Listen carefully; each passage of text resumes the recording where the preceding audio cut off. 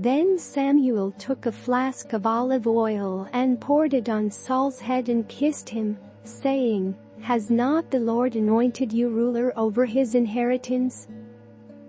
When you leave me today, you will meet 2 men near Rachel's tomb, at Zelzah on the border of Benjamin. They will say to you, 'The donkeys you set out to look for have been found.' And now your father has stopped thinking about them and is worried about you. He is asking, 'What shall I do about my son?'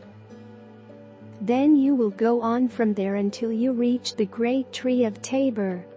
3 men going up to worship God at Bethel will meet you there. One will be carrying 3 young goats, another 3 loaves of bread, and another a skin of wine. They will greet you and offer you 2 loaves of bread, which you will accept from them. After that you will go to Gibeah of God, where there is a Philistine outpost. As you approach the town, you will meet a procession of prophets coming down from the high place with lyres, timbrels, pipes and harps being played before them, and they will be prophesying. The Spirit of the Lord will come powerfully upon you, and you will prophesy with them, and you will be changed into a different person. Once these signs are fulfilled, do whatever your hand finds to do, for God is with you. Go down ahead of me to Gilgal. I will surely come down to you to sacrifice burnt offerings and fellowship offerings, but you must wait 7 days until I come to you and tell you what you are to do." As Saul turned to leave Samuel, God changed Saul's heart, and all these signs were fulfilled that day. When he and his servant arrived at Gibeah, a procession of prophets met him. The Spirit of God came powerfully upon him, and he joined in their prophesying. When all those who had formerly known him saw him prophesying with the prophets, they asked each other, "What is this that has happened to the son of Kish? Is Saul also among the prophets?" A man who lived there answered, "And who is their father?" So it became a saying, "Is Saul also among the prophets?" After Saul stopped prophesying, he went to the high place. Now Saul's uncle asked him and his servant, "Where have you been?" "Looking for the donkeys," he said. "But when we saw they were not to be found, we went to Samuel." Saul's uncle said, "Tell me what Samuel said to you."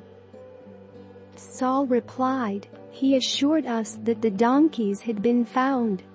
But he did not tell his uncle what Samuel had said about the kingship. Samuel summoned the people of Israel to the Lord at Mizpah and said to them, "This is what the Lord, the God of Israel, says.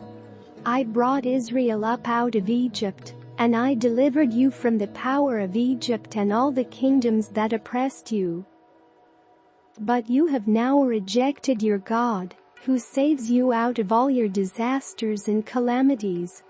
And you have said, 'No, appoint a king over us.' So now present yourselves before the Lord by your tribes and clans."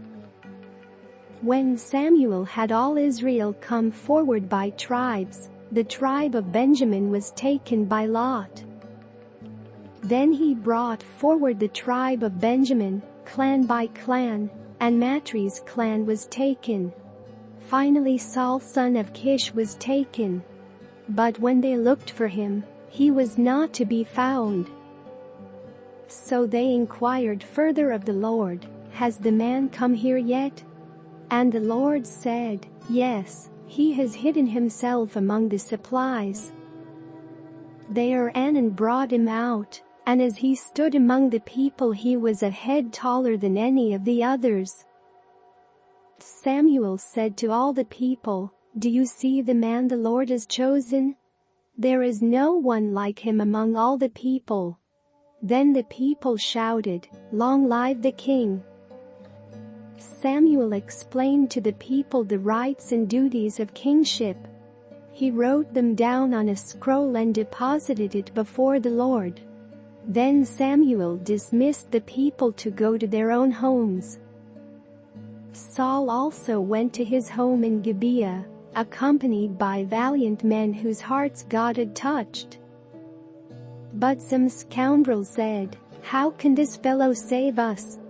They despised him and brought him no gifts. But Saul kept silent.